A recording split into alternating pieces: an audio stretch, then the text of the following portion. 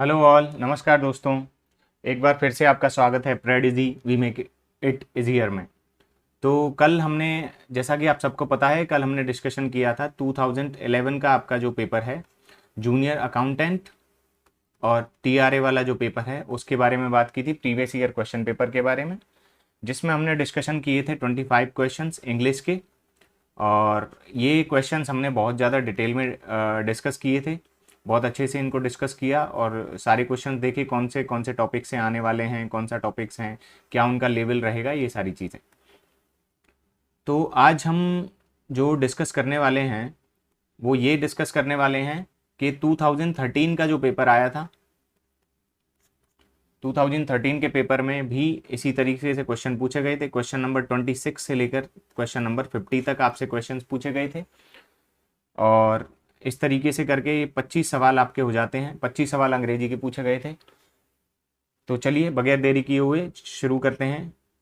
किस तरीके से आपसे क्वेश्चन पूछे गए, क्या उनका लेवल रहा, कौन कौन से टॉपिक से पूछे गए। तो choose the part of the sentence that is incorrect in the question. तो सबसे पहले हमें देखना है कि इनकरेक्ट होना चाहिए।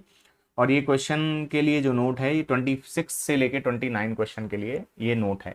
26, 27, 28 और 29, इसमें आपको एरर फाइंड करना है। ही सेड, उसने कहा, that the horse died at the night. तो फर्स्ट ऑप्शन में लिखा हुआ he said that, he said. Second में लिखा है दैट द हॉर्स, थर्ड में लिखा है डाइड एट और फोर्थ में लिखा है नाइट, द नाइट।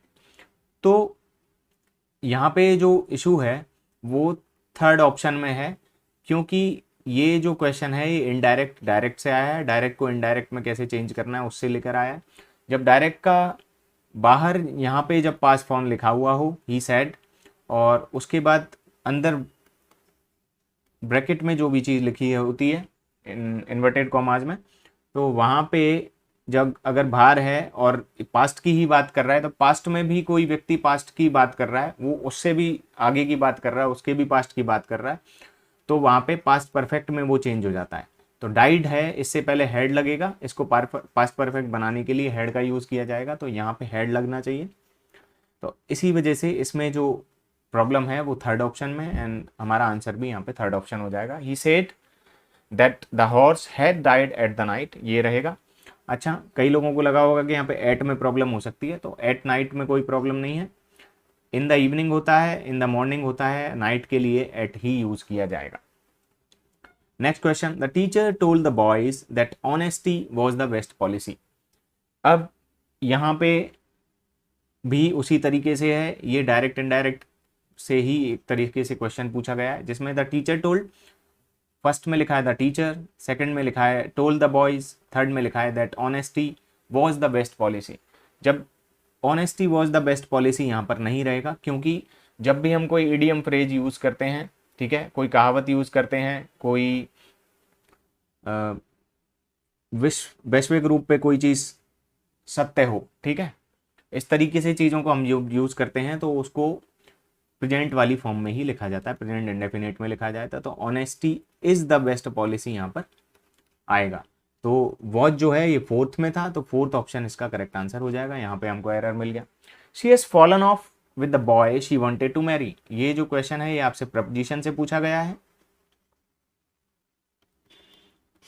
ओके, तो she has fallen off with the boy she wanted to marry, वो अब इसका हिंदी अर्थ हम जानने की कोशिश करते हैं, फिर हमें पता लगेगा कि ये किस तरीके से। गलती इसमें फर्स्ट में है, ये फॉलन ऑफ की जगह कुछ आने वाला है, फॉलन ऑफ की जगह पर कुछ और लगेगा। With the boy she wanted to marry, तो तीनों में तो कोई दिक्कत है नहीं। अभी इसका हिंदी मीनिंग ये रहेगा कि जिस लड़के से उसकी शादी करना चाहती है, वो जिस लड़के से वो शादी करना चाहती है उसके साथ उसका जो संबंध है वो गहन नहीं रहा है, उसके साथ उसकी बोले तो लड़ाई होती रहती है या इस तरीके का कुछ, उनमें मन नहीं मिल रहे हैं उनके, तो शी हैज़ फॉलन ऑफ नहीं होता है। इस तरीके की चीज़ को यूज़ करने के लिए हम यूज़ करते हैं फॉलन आउट। तो यहाँ पे हम फॉलन आउट यूज़ करेंगे। फॉलन आउट का मीनिंग ये होता है, और फॉलन ऑफ का मतलब होता है गिरना। कहीं से हम गिर जाते हैं, कोई चीज़ गिर जाती है, उसको बोलते हैं फॉलन ऑफ, गिर जाना। ओके, स्टॉक्स भी गिरते हैं तो उसमें भी फॉलन ऑफ का हम यूज़ करते हैं। और यहाँ पे सही जो वर्ड रहेगा वो रहेगा फॉलन आउट। नेक्स्ट क्वेश्चन हमारा 29th question, both your hands are being dirty so you must wash them. तो ये तो सिर्फ टेंसेज से रिलेटेड है, तो both your hands are being dirty नहीं आएगा, तुम्हारे दोनों हाथ डर्टी रह रहे हैं, ऐसा कुछ नहीं होता है। इसका हिंदी मीनिंग बनेगा तुम्हारे दोनों हाथ गंदे हैं और इसलिए तुम्हें इन्हें धोना चाहिए। तो बीइंग का यहाँ पे जो यूज़ किया है वो गलत है, तो सेकंड वाला ऑप्शन है, इसमें यहाँ पे एरर है। यहाँ पे फर्स्ट वाले ऑप्शन में एरर था 28th क्वेश्चन में। तो इस तरीके से हमारे 4 क्वेश्चन हो गए जिनमें एरर की बात हुई। 2 क्वेश्चन इनडायरेक्ट और डायरेक्ट से पूछे गए, एक प्रपोजिशन से पूछा गया, एक जनरल आपका टेंसेस से पूछा गया। अभी 30 क्वेश्चन और 31st क्वेश्चन की हम बात करेंगे। Choose the correct option in question 30 and 31।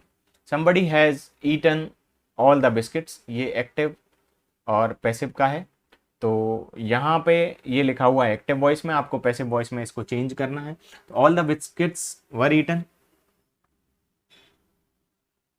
उसका बाद है all the biscuits have been eaten, all the biscuits are eaten, all the biscuits somebody ate. तो ये तो बिल्कुल ही आपको गलत दिख रहा होगा। All the biscuits were eaten, तो यहाँ पे वॉज होता तो वर लगता, ये बिल्कुल गलत हो गया।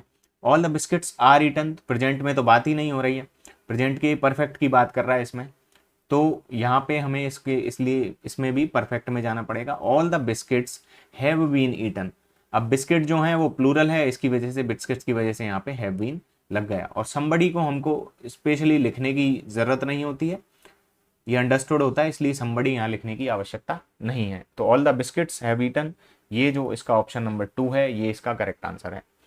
ठीक है, ये एक्टिव पैसिव का क्वेश्चन हो गया। नीचे वाला क्वेश्चन है वो इनडायरेक्ट और डायरेक्ट का है। तो fetch me a glass of water he said to Ravi, उसने रवि से कहा कि मेरे लिए एक गिलास भर के पानी लेके आओ।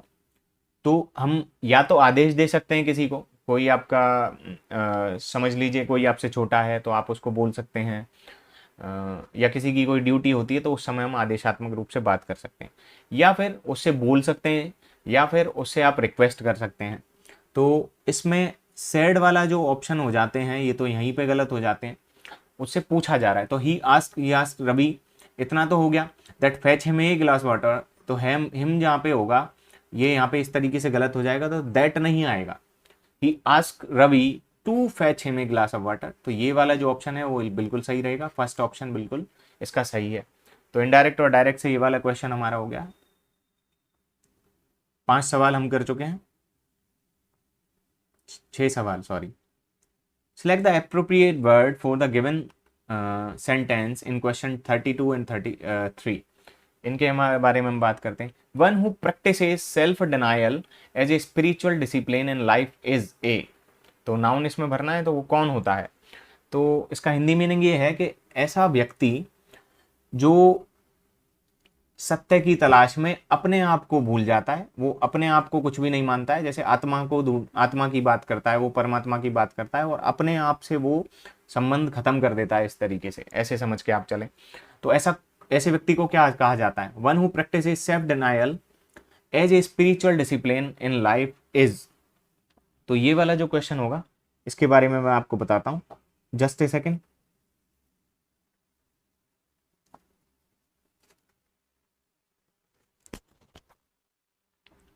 ये जो होता है, ये इसका जो आंसर होगा ये एसेटिक होगा। एसेटिक वही होता है जो यहाँ क्वेश्चन में दिया है, one who practise self denial as a spiritual discipline in life. तो इसका आंसर तो फर्स्ट रहेगा, लेकिन हमें सिर्फ फर्स्ट ऑप्शन पे क्लिक करके आगे नहीं बढ़ना है। मैं आपको डिटेल में, मैंने प्रॉमिस किया है कि मैं आपको डिटेल में सारा बताऊंगा, तो मैं सारी चीज़ें ही आपको डिटेल में बताने वाला हूँ। तो इसका आंसर तो फर्स्ट हो गया। ठीक है, अब आगे की बात करते हैं। एथीस्ट क्या होता है। एथीस्ट होता है who doesn't believe in the existence of God, ऐसा व्यक्ति जो भगवान में विश्वास नहीं रखता है। इसका आप हिंदी में मीनिंग आप देखें तो ये होता है नास्तिक। उसके बाद आता है एग्नोस्टिक। एग्नोस्टिक कौन होता है, who is not sure of God if God exists और नॉट। तो ऐसा व्यक्ति जो मानने के लिए भी तैयार है और नहीं मानने के लिए भी तैयार है, मतलब वो श्योर नहीं है इस चीज को लेके कि भगवान है या भगवान नहीं है, इस तरीके का व्यक्ति होता है एग्नोस्टिक। बाइगट, बिगट कौन होता है, कई लोग इसे बाइगॉट बोलते हैं, बाइगट बोलते हैं, इसका जो सही प्रोनाउंसिएशन है वो विगट। तो bigot intolerantly devoted to his own opinions and prejudices, ऐसा व्यक्ति जो सिर्फ अपने भगवान को मानता है, वो कहता है कि मेरा जो भगवान है वही भगवान है और बाकी के आप किसी भी भगवान को मानते हो वो भगवान नहीं है, तो वो इंटॉलरेंट हो जाता है दूसरों के लिए, जिसको हम अपनी लेन लैंग्वेज में बोलते हैं कि ये तो बहुत कट्टर है। कट्टर होने का मीनिंग कि वो सिर्फ अपने ही विश्वास में विश्वास रखता है, वो दूसरे के विश्वास की कदर नहीं करता है, ऐसा व्यक्ति तो विगट हो गया। Next 33rd question, one who dies for a noble cause is called a, ऐसा व्यक्ति जो किसी अच्छे कार्य के लिए मर जाए तो हम उसको बोलते हैं शहीद होता है, तो शहीद हो जाता है। शहीद का इंग्लिश में मीनिंग हो गया मार्टियर, तो इसका जो सही ऑप्शन होगा वो 4th ऑप्शन होगा। अब बाकी ऑप्शंस की बात करते हैं। लिबर्टिन क्या होता है? लिबर्टिन होता है person specially a man who freely indulges in sensual pleasures without regard to moral principles, ऐसा व्यक्ति जिसके जो मॉरल प्रिंसिपल्स को फॉलो नहीं करते हुए सिर्फ उसको जो अच्छा लग रहा है वो वैसा करते हुए चले जाता है। ठीक है, मतलब वो किसी और चीज़ की कदर नहीं करता है कि लाइक कि उसको किसी चीज़ में मज़ा आ रहा है तो वो झूठ भी बोल देगा, वो किसी को धोखा भी दे सकता है, वो चोरी भी कर सकता है, बस उसको सेंसुअल प्लेजर मिलता रहना चाहिए तब तक, तो ये होता है लिबर्टीन। उसके बाद आता है नार्सिसिस्ट। नार्सिसिस्ट क्या होता है? People who have an inflated sense of their own importance and deep need for excessive attention and admiration, troubled relationship and a lack of empathy for others। Narcissist ऐसे लोग होते हैं जो सिर्फ खुद के बारे में सोचते हैं, दूसरे के बारे में कदर नहीं करते हैं। एक तरीके से आप देखो तो सेल्फिश होते हैं, उनको नार्सिसिस्ट बोलते हैं। सिर्फ अपनी कदर करते हैं, अपनी ही बात वो सुनना चाहते हैं, अपनी ही बात वो करना चाहते हैं। पॉलीग्लॉट, पॉलीग्लॉट ऐसा व्यक्ति जो एक से ज्यादा भाषाएं बोलता और लिखता हो। मार्टेयर का तो मैंने आपको बता ही दिया है, जो क्वेश्चन में दिया हुआ है, one who dies for a noble cause is called a martyr. Next हमारे क्वेश्चन है 34 एंड 35, जिसमें पूछे हैं आपसे select the synonyms from the choices given in 34 and 35, 34वां और 35वां सवाल। अकॉर्ड का मीनिंग क्या होता है? अकॉर्ड का सीधा सीधा मीनिंग होता है एग्रीमेंट, मतलब आप किसी चीज से सहमत हैं इस तरीके से, तो इसका ऑप्शन नंबर हो गया 4। उसके बाद हम देखते हैं असेल। असेल का मतलब होता है तीव्र प्रहार करना किसी पे। Sorry, just a second, yes,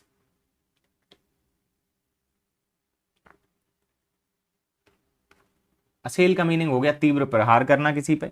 कैप्रिसियस ऐसा व्यक्ति होता है जो एक पल में कुछ करता है और दूसरे पल में कुछ और करेगा, तो मतलब सन की इसको बोल सकते हैं आप। ब्रेवेडो क्या होता है? ब्रेवेडो का मैं आपको बताता हूं, ब्रेव। ब्रेवेडो बना है ब्रेव प्लस वाइल्ड से, तो ब्रेव जो हो और वाइल्ड भी हो, ठीक है, तो उसको हम बोलेंगे ब्रेवेडो। नेक्स्ट क्वेश्चन है 35। 35 में आपसे पूछा है कोजेंट का क्या है, कोजेंट का मीनिंग क्या है? तो इसका जो आंसर होगा वो होगा कन्विंसिंग। कन्विंसिंग मतलब जो किसी को मना ले, ठीक है, ऐसी बात जिसको मानने का मन करे, ऐसा व्यक्ति या ऐसी बात। उसके बाद है बैफलिंग। बैफलिंग क्या होता है? जो उलझाने वाला होता है, वो समझ में ही नहीं आई ऐसी चीज। बिजार होता है अनयूजुअल। अनयूजुअल मतलब जो सामान्य तौर पे हम जिन चीज़ों को नहीं देखते। रेडिकुलस तो बहुत आसान है, रेडिकुलस का मतलब होता है सिली, मूर्खतापूर्ण कोई चीज़ होती है या अनरीजनेबल होती है जिसका कोई कारण हम नहीं ढूंढ सकते, ठीक है, इस तरीके से। नेक्स्ट हमारा है क्वेश्चन नंबर 36 एंड 37। सिनोनिम्स आपसे पूछे गए, एंटोनिम पूछे गए। एक बात आपने गौर की होगी कि कल जो हमने 2011 का जो पेपर सॉल्व किया था उसमें एकदम अलग तरीके के क्वेश्चन पूछे गए थे। आज जो क्वेश्चन पूछे गए हैं ये उसी तरीके के क्वेश्चन है जो पटवारी में आते हैं, एलडीसी में आते हैं, या राजस्थान की और भी जो रिलेटेड एग्जाम है इस तरीके की क्लरिकल टाइप की जितनी भी पोस्ट्स होती हैं उसमें ऐसे ही क्वेश्चन पूछे जाते हैं। कल जो पेपर था उसका लेवल जैसा कि मैंने बताया इजी टू मीडियम था, लेकिन आज जो है ये बिल्कुल इजी पेपर है और बहुत आसान है ये। इसमें आपको थोड़ी सी मेहनत करने की ज़रूरत पड़ेगी, बहुत ज़्यादा मेहनत करने की ज़रूरत नहीं है, लेकिन 2011 के हिसाब का अगर पेपर आ गया तो वो थोड़ा टफ हो जाएगा। इसलिए आपको तैयारी इस तरीके से करनी है कि सरल पेपर तो आप निकाल ही लेंगे, लेकिन मीडियम टू हार्ड अगर क्वेश्चन पेपर आता है तो आप उसकी भी अच्छे से प्रैक्टिस करें। और इसके लिए सॉल्यूशन ये है कि मैं कई सारी वीडियोस लेकर आऊँगा, आप उनको वीडियोस को रेगुलर देखें, और ये मेरा आपसे वादा है कि कम से कम इंग्लिश में 25 में से ज़्यादा नहीं तो 20 सवाल आप बिल्कुल सही करके आएंगे अगर आप फॉलो करते हैं मेरी वीडियोस को, आप मेरी वीडियोस को देखते हैं। और मैं तो यही चाहता हूँ कि आप सब जल्द से जल्द अपनी नौकरी लगें। तो आपको सिर्फ करना इतना है कि आप ये वीडियोस देखें और फुली हार्टेड देखें, मन से देखें और इस सब को फॉलो करने की कोशिश करें। Select the antonym from the choice is given in question 36 and 37। अब यहाँ पे हम बात कर रहे हैं एंटोनिम की। एंटोनिम पूछे जा रहे हैं। 36 में आपको दिया है रिलेंटलेस। रिलेंटलेस क्या होता है? रिलेंटलेस होता है निरंतर चलने वाला, जो कभी खत्म नहीं होता है, जो लगातार चले जा रहा है। तो निरंतर जो होगा, इसका जो ऑप्शन होगा सेकंड जो ऑप्शन है यील्डिंग। यील्डिंग का मतलब होता है कि आपने किसी के सामने हथियार डाल दिए, मतलब आप एक तरीके से रुक गए हो। तो निरंतर का जो विपरीत हो गया वो हो गया यील्डिंग, मतलब उसने फ्रूट अपना दे दिया या उसने हथियार डाल दिए, इस तरीके से। बाकी के हम देख लेते हैं। मर्सीलेस क्या होता है? मर्सीलेस होता है दयाहीन, जिसमें दया भावना नहीं है। मोनोटोनस, मोनोटोनस हो गया परिवर्तन रहित। मोनोटोनस का मीनिंग एक तरीके से ऐसे है कि एक ही रंग में चीज चली जा रही है, ठीक है, एक ही तरीके की लाइफस्टाइल आप जी रहे हैं, जैसे एक ही रूटीन एकदम फॉलो कर रहे हैं, तो वो मोनोटोनस हो जाता है। फोर्थ जो है वो इंसेसिव है। इंसेसिव होता है तीक्ष्ण। इंसेसिव आपके दांत भी होते हैं, वो काटने के काम आते हैं। तो तीक्ष्ण इसका मतलब होता है कि तीक्ष्ण होते हैं वो, इस तरीके से। ओके, नाउ 37th क्वेश्चन है पोलाइट। पोलाइट क्या होता है? पोलाइट का मतलब होता है कि आप शांत स्वभाव के हैं, बहुत अच्छे से किसी से बात करते हुए बात करते हैं। और इसका जो अपोजिट हो जाएगा वो रूड हो जाएगा। तो सेकंड ऑप्शन इसका आंसर हो जाएगा। ऊपर वाले का आंसर भी सेकंड ऑप्शन था। नाउ इनसिंसियर का मतलब क्या होता है कि हम काम को लेकर लापरवाह हैं। इनसेंसिटिव का मतलब है कि हम दूसरे की भावनाओं की कदर नहीं करते हैं। इंक्विजिटिव क्या होता है? इंक्विजिटिव होता है जिज्ञासु, जो कुछ ना कुछ जानने की कोशिश करता है। पॉजिटिव में अगर मीनिंग इसका लिया है तो जिज्ञासु होता है, और नेगेटिव में इसका मीनिंग लिया जाए तो ऐसा व्यक्ति जो नाक अड़ाता रहता है दूसरों के कामों में, वो कहीं ना कहीं से किसी तरह से डिटेक्टिव बनने की कोशिश करता रहता है। वो जानने की कोशिश करता है कि आपकी लाइफ में क्या चल रहा है। ऐसे लोग होते हैं inquisitive.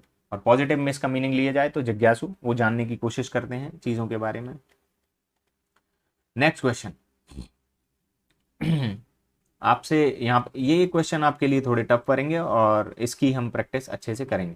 Umbrella with A broken handle is mine, the underline part is. तो अंडरलाइन पार्ट इसमें क्या है तो मैं आपको बता दूं, ये है एडजेक्टिव फ्रेज है। तो एडजेक्टिव फ्रेज का मीनिंग क्या होता है? अब ये एडजेक्टिव की बात तो कर रहा है, वो आपको कैसे पता लगेगा? अम्ब्रेला के बारे में बात कर रहा है, ये नाउन है और प्रोनाउन है, और नाउन और प्रोनाउन की जो विशेषता बताने लग जाए तो वो विशेषण हो गया एक तरीके से, और विशेषण को अंग्रेजी में एडजेक्टिव बोलते हैं। विद ए ब्रोकन हैंडल ये फ्रेज है, इसको खुद को हम एक सेंटेंस की तरह यूज नहीं कर सकते। एडवर्ब तो चलो यहाँ पे दोनों ही गलत हो गए, यहाँ पे आसानी से इनको कट आउट कर सकते हैं अपन। लेकिन एडजेक्टिव फ्रेज और क्लोज में क्या फर्क होता है? क्लोज जो है उसको हम एक सेंटेंस की तरह यूज कर सकते हैं, उसका खुद का एक सब्जेक्ट होता है, खुद का ऑब्जेक्ट होता है, इस तरीके से, ठीक है। लेकिन यहाँ पे कोई सब्जेक्ट ऑब्जेक्ट इस तरीके से है नहीं, इसको एक सेंटेंस की तरह यूज नहीं कर सकते, सेंटेंस के पार्ट की तरह यूज नहीं कर सकते, इसलिए इसको हम फ्रेज बोलते हैं। तो सही आंसर होगा फर्स्ट ऑप्शन, इसको हम एडजेक्टिव फ्रेज बोलेंगे। Okay, 39 question.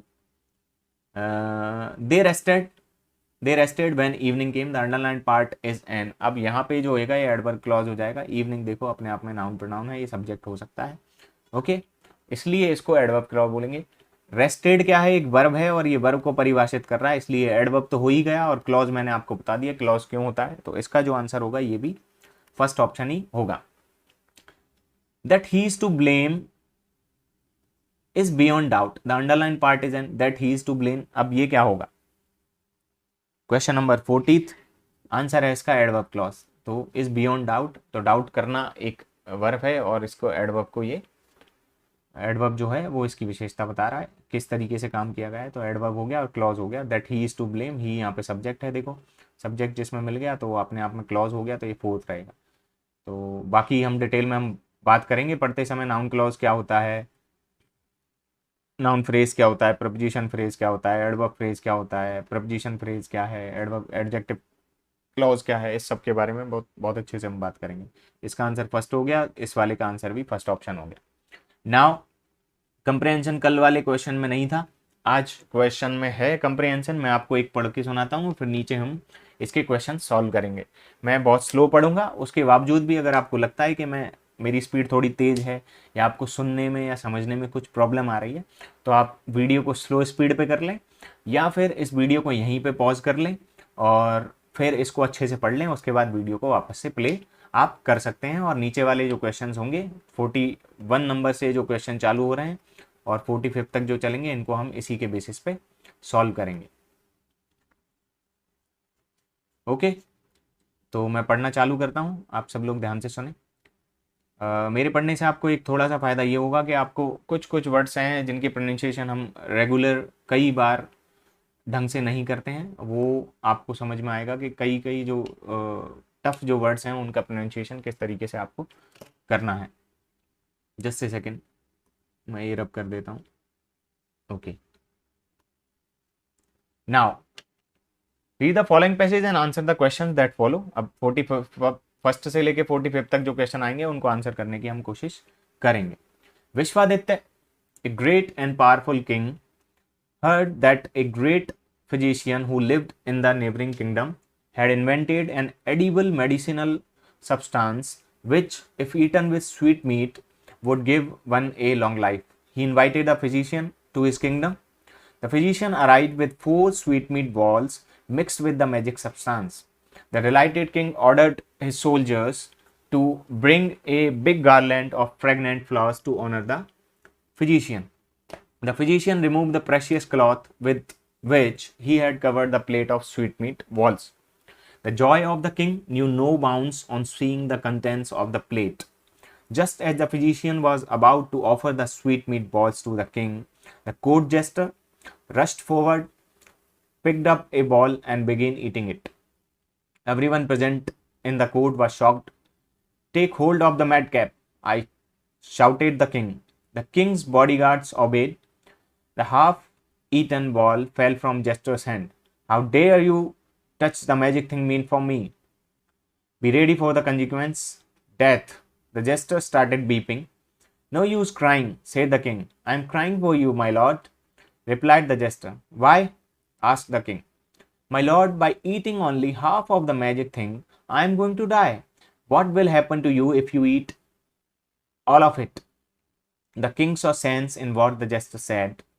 He realized his mistake and rewarded the jester generously. तो ये मैंने बहुत स्लो पढ़ा है, अच्छे से आपको पढ़ा है, आपको समझ में भी आ गया होगा।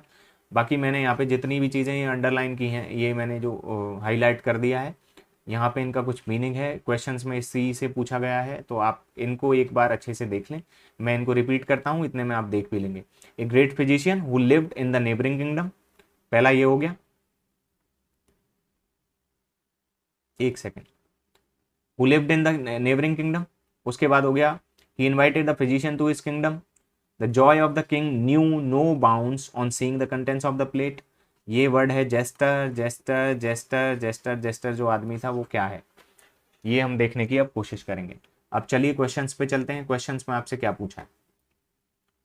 पहला question, question number 41, a physician is one who. A physician कौन होता है, मतलब एक तरीके से डॉक्टर कौन होता है, तो treats people who are ill, ऐसे लोग जो बीमार होते हैं उनको ठीक करने की कोशिश करता है। ठीक है, तो ये 41 का जो आंसर है वो सेकंड ऑप्शन है, बहुत ही आसान है। आई होप आप सब ने इसको आसानी से कर लिया होगा। Which of the following statement is true, इसमें 42 में क्या है, the physician lived in A far of country, तो फार ऑफ कंट्री नहीं है, मैं आपको वापस से दिखा देता हूँ। देखो यहाँ पे यहाँ लिखा हुआ है who lived in the neighboring kingdom, तो नेबरिंग किंगडम में वो रहता था, पास के किंगडम में, तो फार ऑफ कंट्री नहीं है, तो ये वाला जो ऑप्शन होगा ये यहीं पे गलत हो जाता है। Next, the king was credulous, credulous का मीनिंग क्या होता है ये समझने की अभी कोशिश करेंगे। The magic substance had been tested to prove its efficacy, उसका असर हो गया, मैजिक सब्सटेंस जो उसने लिया था तो उसको प्रूव कर दिया गया कि ये सही पे असर करता है। बिल्कुल नहीं किया गया, लास्ट में वो उसको खा जाता है जेस्टर जो होता है, और वो किंग को समझाने की कोशिश कर लेता है और उसमें सफल हो जाता है कि इन सब चीज़ों से कोई असर नहीं पड़ता है। तो वो जो दवाई थी उसका असर प्रूव नहीं हो पाया। The messengers cot hold of the physician, messengers थे उन्होंने फिजिशियन को पकड़ लिया, उन्होंने फिजिशियन को नहीं पकड़ा था, उन्होंने जेस्टर को पकड़ा था, क्योंकि वो जो स्वीट मीट वो लाया था फिजिशियन, उसको जेस्टर ने उठा के आधा पार्ट उसका खा लिया, तो ये भी रॉन्ग है। The king was credulous, credulous का मीनिंग होता है ऐसा व्यक्ति जो बहुत जल्दी किसी चीज पर विश्वास कर लेता है। अब किंग ने ये कहानी सुनी कि पास के किंगडम में एक फिजिशियन रहता है, उसके पास ऐसी दवाई है जिसको खाने से आदमी की उम्र बढ़ जाती है, आदमी दीर्घायु हो जाता है, तो उसने तुरंत उसको वहां से बुलवा लिया। इसका मतलब उसने तुरंत उस चीज पे विश्वास किया। तो क्रेडुलस का मतलब यही होता है कि तुरंत विश्वास कर लेना किसी भी चीज पे। तो इसका जो ऑप्शन नंबर सेकंड है ये इसका आंसर रहेगा। अब जेस्टर क्या है, बार बार जेस्टर नाम का एक वर्ड आ रहा था, तो jester is employed by the king to amuse him. Jester उस तरीके के लोग होते हैं जो जोक सुनाते हैं, मजाक मस्ती करते हैं, जिससे किंग का और दरबारियों का और उन सबका मन लगा रहे। ठीक है, तो जेस्टर यही होता है, is employed by the king to amuse him. ठीक है, एक तरीके से joker. King's joy knew no bound, तो ये एक तरीके से इडियम फ्रेज आपको समझ सकते हैं इस तरीके से। न्यू नो बाउंड का मीनिंग क्या होता है? The king joy knew no bound, इसका मतलब है the king was very happy, king जो था वो बहुत खुश हो गया। ठीक है, किंग वॉज प्लीड, वो खुश तो था, प्लीज का मतलब होता है किसी चीज से प्रभावित होना। The king was shocked, the king was unmoved, तो शॉक्ड और अनमूव्ड नहीं रहेगा, यहाँ पे जो आंसर होगा वो वेरी हैप्पी होगा। फर्स्ट इसका आंसर है। Give the antonym of precious, antonym क्या होगा प्रेशियस का, ये आपको देखना है। 44th नंबर क्वेश्चन, प्रेशियस का जो एंटोनिम होने वाला है वो होने वाला है चीप। ठीक है, प्रेशियस होता है ये, और ये सस्ता हो गया, चीप जो हो गया सस्ता हो गया। ऑर्डिनरी मतलब साधारण हो गया। फोर्थ हो गया अगली, अगली मतलब जो बुरा दिखने में, सिंपल मतलब सादा। ठीक है, नाउ क्वेश्चन नंबर 46 से 50 तक की अब बात करते हैं। ये लास्ट क्वेश्चन है हमारे, ये लास्ट 5 क्वेश्चन है, इनको भी बहुत अच्छे से हम डिस्कशन करेंगे अभी। Just a second, okay.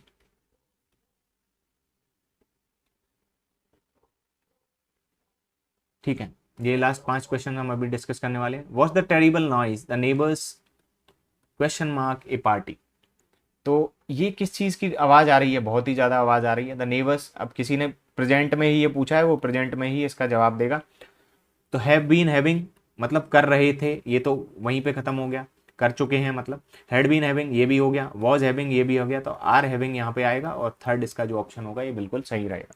ठीक है, तो प्रेजेंट में है, इसका आंसर भी प्रेजेंट में बनना चाहिए। ये प्रेजेंट परफेक्ट हो गया। एक सेकेंड, ओके, तो इस तरीके से आंसर इसका हो गया प्रेजेंट इंडेफिनेट वाले जो सेंटेंस रहेगा। ठीक है, कॉन्टिन्यूस वाला, सॉरी। नेक्स्ट है 47th number question, question mark when A police man knocked at the door. ठीक है, तो आपका जो आंसर रहेगा ये रहेगा फर्स्ट ऑप्शन। ये इस तरीके से जो क्वेश्चन है इनका एक फॉर्मेट होता है, और ये फॉर्मेट आपको याद ही करने पड़ेंगे। स्केर्सली हैड ही गॉन, ये इसी तरीके से लिखा जाता है when A policeman knocked at the door. ठीक है, तो ये आपको इसी तरीके से याद रखना पड़ेगा। इसके कुछ जो हैं इनके फॉर्मेट होते हैं, ये मैं आपको बताऊंगा, तो इस फॉर्मेट्स को इसी तरीके से आपको याद रखना है, और इसका कोई दूसरा ऐसा तरीका है नहीं याद करने का। या फिर आपकी इंग्लिश बहुत ही ज़्यादा अच्छी होनी चाहिए जब आप इनके रूल्स समझ सकें। बाकी जनरल इंग्लिश में जब हम एग्ज़ाम्स की तैयारी करते हैं तो इन्हें पढ़ते समय इनके जो फॉर्मेट्स होते हैं इनको याद रखने की कोशिश करते हैं। नेक्स्ट जो है 48 नंबर का क्वेश्चन, अनलेस यू अपोलोजाइज,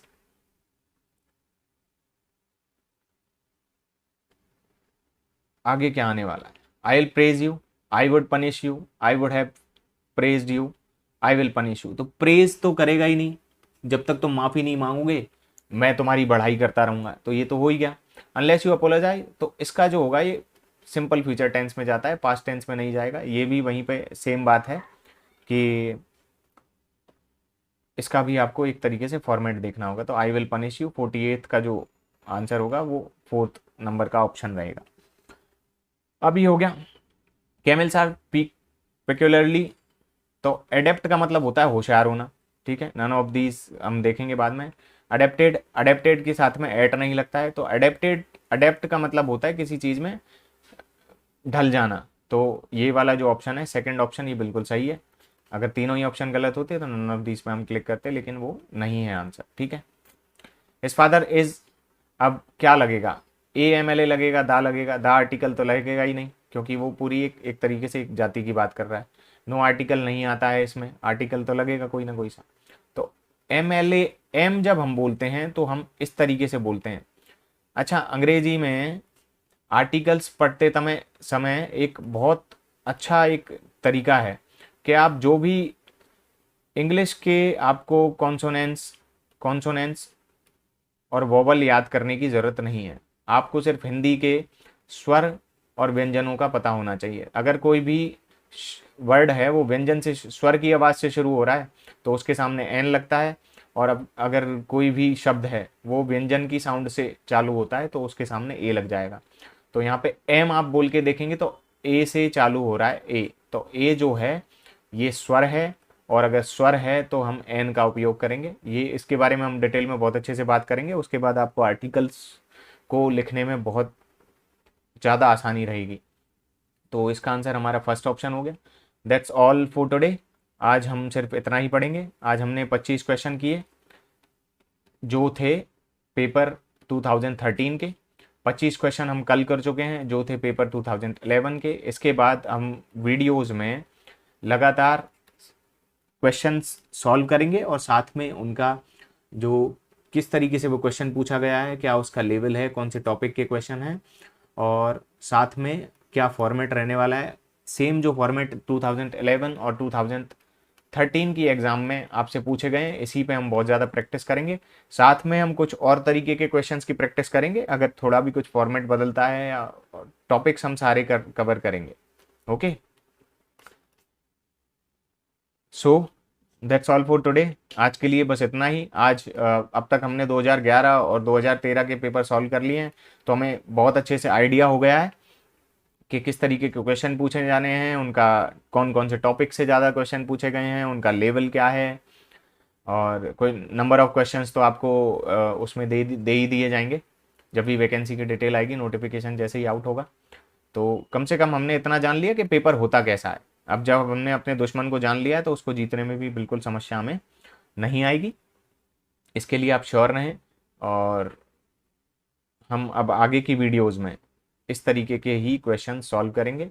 और इंग्लिश के जो आपके 25 सवाल हैं, या जिस भी तरीके से नोटिफिकेशन में जितने भी क्वेश्चन आते हैं, 30 आते हैं, 35, 50 जो भी आते हैं, नोटिफिकेशन में जितने भी क्वेश्चन की बात होगी उतने क्वेश्चन में से 80% को आप सही करके आए कम से कम, क्योंकि टोटल 100% तो कोई भी पूरी तरीके से दे नहीं पाएगा, क्योंकि आपको और भी सब्जेक्ट्स पढ़नी होती हैं, और कई लोगों की इंग्लिश बहुत ज़्यादा अच्छी नहीं होती। तो लेकिन एवरेज वो उतना कर सकें कि इंग्लिश की वजह से वो पीछे नहीं रह जाएं। मेरा एम भी यही है कि नॉर्थ इंडिया के जितने भी स्टूडेंट्स हैं, राजस्थान के, हरियाणा के, और मध्य प्रदेश, गुजरात वगैरह, इनके जितने भी स्टूडेंट्स होते हैं उनको इंग्लिश में बहुत प्रॉब्लम आती है। और यही मेरा एम है कि इंग्लिश की वजह से आपकी भी कोई भी एग्ज़ाम फंसे नहीं, आप किसी भी एग्ज़ाम में पीछे ना रह जाएं। That's all my M.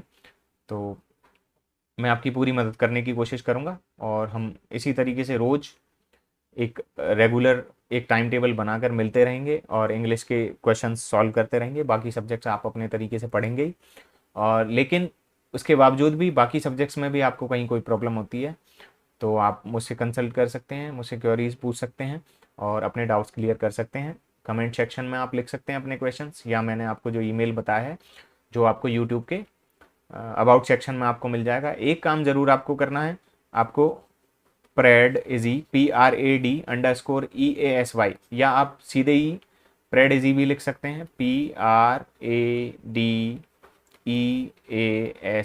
आप सिर्फ इतना भी लिखेंगे तो आपको यूट्यूब का जो लोगो है सेम लोगो ही वहाँ पे डाला हुआ है, आप उस लोगो को देखकर ये वाला चैनल प्लीज़ ज्वाइन कर लें, क्योंकि यहाँ पे जितने भी वीडियोज़ मैं यहाँ पे यूट्यूब पे अपलोड करता हूँ उनको तुरंत वहाँ भी पोस्ट करता हूँ। इसके अलावा कुछ PDFs होती हैं, या कुछ और डिटेल में मेरे को कुछ जानकारी देनी होती है तो मैं वहीं पर देता हूँ। तो आप प्लीज़ इस जो टेलीग्राम चैनल है इसको भी ज्वाइन कर लें।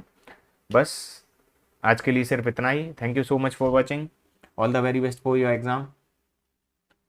Bye bye, take care, have a great day head.